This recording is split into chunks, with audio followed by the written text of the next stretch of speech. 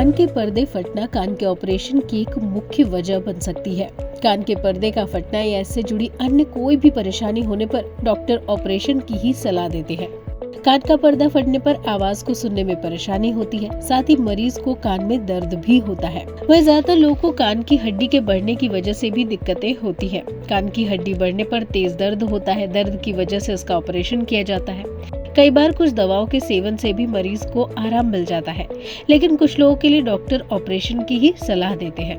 वही कई अन्य कारणों में, जैसे कि कान की छोटी हड्डियों में से एक को नुकसान होना, कान का बंद होना, संक्रमण होना, मवाद बनना, हियरिंग एड इम्प्लांटेशन होना, कान में गंभीर चोट लगना, कान में ट्यूमर या सिस्ट होना जैसी परेशानियां भी कान के ऑपरेशन का कारण बनती है।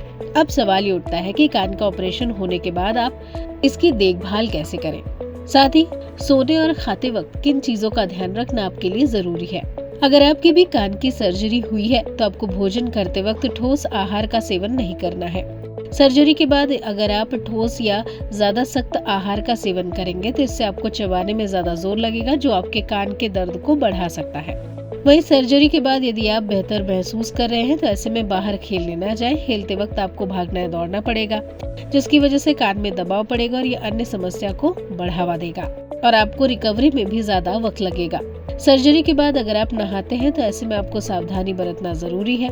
ध्यान रहे, नहाते समय आपके कान में पानी जाने की संभावना ज्यादा होती है। ऐसे में नहाते वक्त इस बात का ध्यान रखें कि आपके कानों पर पानी ना पड़े।